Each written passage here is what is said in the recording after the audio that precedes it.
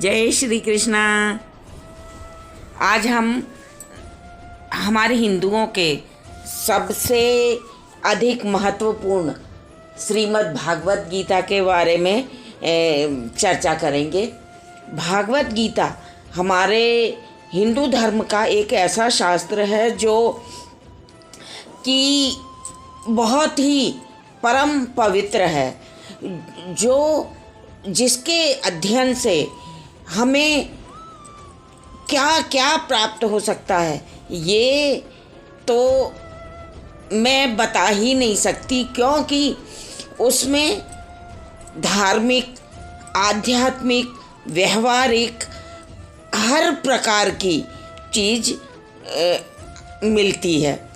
और इस शास्त्र की विशेषता ये है कि और तो सभी शास्त्र किसी भक्त या संतों के द्वारा कहे गए हैं और लिखे गए हैं, मगर ये भगवत गीता भगवान श्री कृष्ण के द्वारा स्वयं कही गई है, इसलिए इसका महत्व और भी अधिक बढ़ जाता है।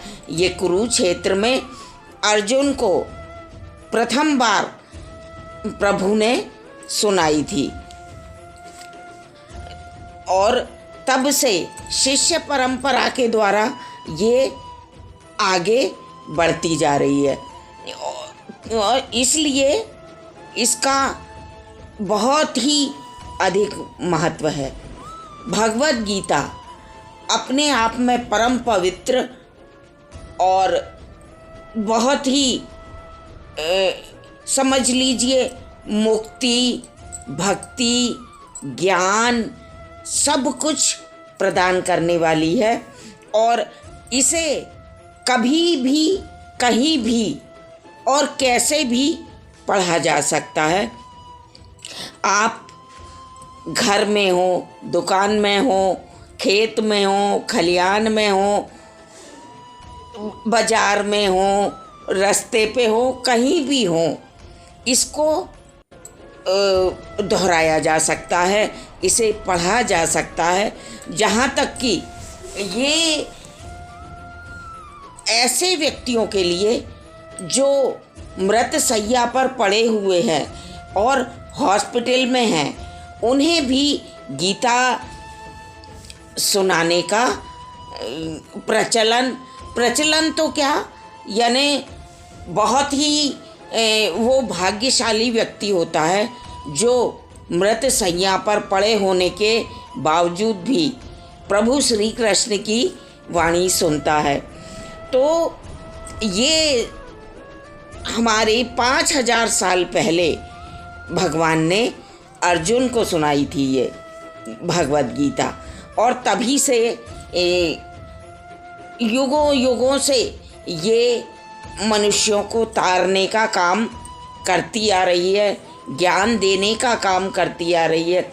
इसके अध्ययन से बहुत अधिक व्यक्ति को ज्ञान प्राप्त होता है और वो ये ज्ञान प्राप्त करके यहाँ तक के गीता पढ़ने वाला पशु से मनुष्य तक और मनुष्य से परमात्मा तक हो सकता है।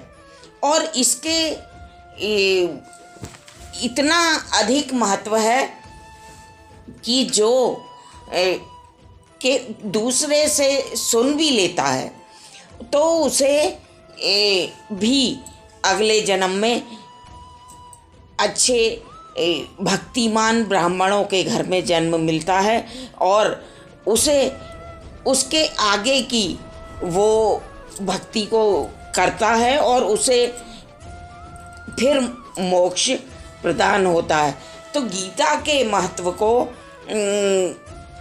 यानी इसका शब्दों में बखान करना तो बहुत ही कठिन है कि इससे क्या क्या प्राप्त किया जा सकता है।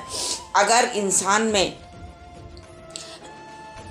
ग्रह कलेश है, घर में धन की कमी है, घर के लोगों में आपस में पटती नहीं है और यानी कि हर प्रकार की घर में जो भी समस्या है वो गीता जी से निश्चित रूप से दूर होती है।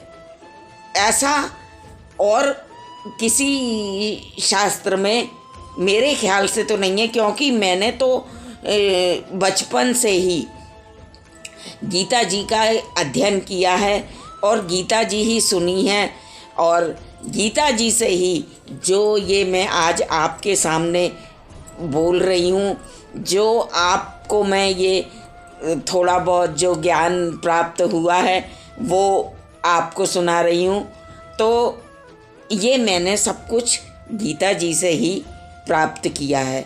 गीता जी मोक्ष प्रदायिनी, ज्ञान प्रदायिनी, भक्ति प्रदायिनी, और यानी यहाँ तक के है जो गीता जी पढ़ता है उस व्यक्ति के दर्शन मात्र से, अगर हम उस व्यक्ति के श्रद्धा और भक्ति के साथ दर्शन भी करते हैं, उसके प्रति कोई छल कपट या द्वेष भाव नहीं रखते हैं और उसका दर्शन करते हैं, तो हमें मोक्ष की प्राप्ति होती है। इसमें भागवत में एक कथा भी आती है कि एक संत महाराज थे, वो अपना हाथ मुंह धोते थे, तो जहाँ पर उनके हाथ मुंह धोने का पानी जाता था जिस नाली में, उसमें पड़े हुए अनेकों जीव जंतु भी मोक्ष को प्राप्त हो जाते थे। तो गीता जी का इस प्रकार का महत्व है।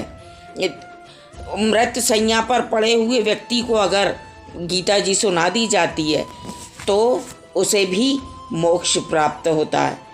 तो इस प्रकार गीता जी का महत्व इतना अधिक है, इतना अधिक है, जिसकी कोई सीमा नहीं है। जिसने भी गीता जी का अध्ययन किया, गीता जी का सुमिरन किया, गीता जी को अपने पास रखा, उसका मोक्ष तो निश्चित है। भगवान ने गीता जी में ये भी कहा है कि एक श्लोक, आधा श्लोक, आधे से आधा श्लोक भी अगर नित्य कोई पढ़ता है तो उसे मोक्ष की प्राप्ति होती है। तो और इससे अनेकों लोग मोक्ष प्राप्त कर चुके हैं गीता जी से। भागवत गीता का अध्ययन करके लोग कहाँ से कहाँ तक पहुँच जाते हैं, इसकी तो कोई सीमा ही नहीं है। तो हमें प्रभु श्री कृष्ण के द्वारा कही हुई ये गीता जी अवश्य ही पढ़ना चाहिए और सुनना चाहिए, और इससे हमारे अंदर के जो विकार हैं वो सभी नष्ट होते हैं। कोई भी प्रभु हमारे अंदर फिर कोई भी विकार नहीं रहने देते। काम, क्रोध, मद, लोभ जो भी है, ये सब कुछ नष्ट करने के लिए श्रीमद् भगवद गीता ही एक ऐसा शास्त्र है जो ये सब चीज़ें दूर करके प्रभु श्री कृष्ण की भक्ति प्रदान करता है, वृंदावन में वास देता है, और वृंदावन के वास के बाद में मोक्ष की प्राप्ति होती है। तो हमें ऐसी भगवद गीता अवश्य ही पढ़ना चाहिए और उसका मनन चिंतन अवश्य ही करना चाहिए। तो आप सभी को प्रभु श्री कृष्ण की कृपा प्राप्त हो, इस कामना के साथ में मैं आप सभी को प्रभु श्री कृष्ण की ओर से आपको शुभकामनाएं देती हूँ। अगर आपको मेरा ये वीडियो पसंद आया हो तो आप मेरे चैनल को सब्सक्राइब करें और मेरे वीडियो को लाइक करें, कमेंट करें, तो मुझे अति प्रसन्नता होगी। जय श्री कृष्णा।